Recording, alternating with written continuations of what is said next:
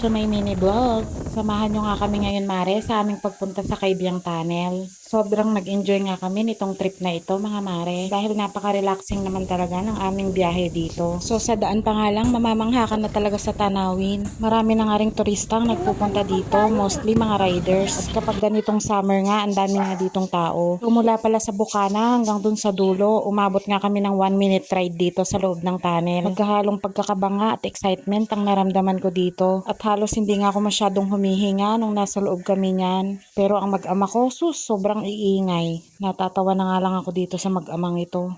Bagay na bagay nga sa kanilang bundok dahil may iingay nga sila. And finally nga nakalabas na nga kami at nakahinga na nga ako ng maluwag. So dito nga sa bandang pababa na to, mga Mare, dito na nga yung dagat. At marami na nga rin palang mga establishment dito na nakatayo tulad nito. So bumaba nga kami dito sa view deck para nga makita ang dagat. So bundok pala ang katapat nitong view deck na ito, guys.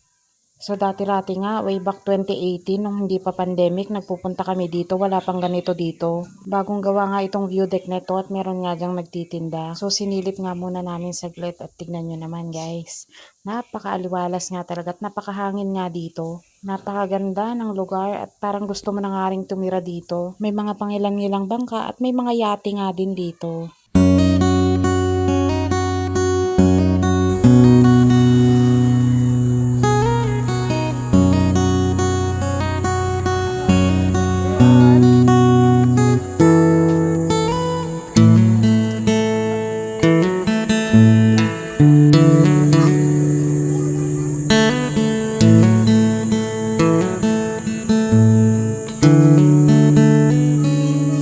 So pagkatapos nga namin dyan sa view deck, dumiretso na nga kami at pumunta na nga kami dito sa may bandang baba. Mas marami nga ang dagat dito, guys, at marami din ditong naliligo. So malinaw nga ang dagat ngayon at hindi nga masyadong madumi. Yun nga lang, ang dagat nga dito ay medyo mabato. Pero sa tulad ko nga nagtitipid, ay pwede na nga rin dyan. Kung gusto nyo naman ay medyo pino ang buhangin, ay pwede ka namang pumunta dun sa kabilang isla. At yung mga bangkangan na yan ang ginagamit nilang pantawid sa mga gustong pumunta sa isla. So 50 pesos per head nga ang singilan nila. So may mga narerentahan na nga rin cottages doon sa lugar na yon. At marami na nga rin daw doon nagtitinda. Solar nga ang source of kuryente nila doon dahil nga wala silang linya doon ng kuryente. So kung medyo tight naman ang budget mo at nagtitipid ka, meron din naman ditong pinapaupahang cottage. Ayan nga, nag-umpisa na nga kaming naligo at nagkulitan ng aking dalaga. At ayan nga, magyaya nga na mag-video-video nga daw muna kami.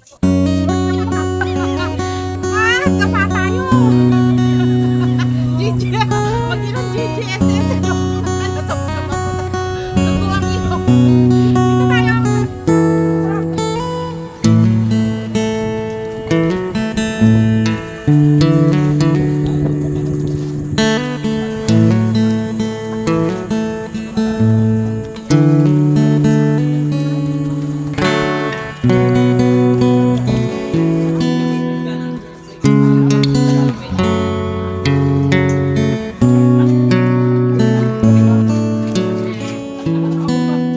So that's all for today, guys.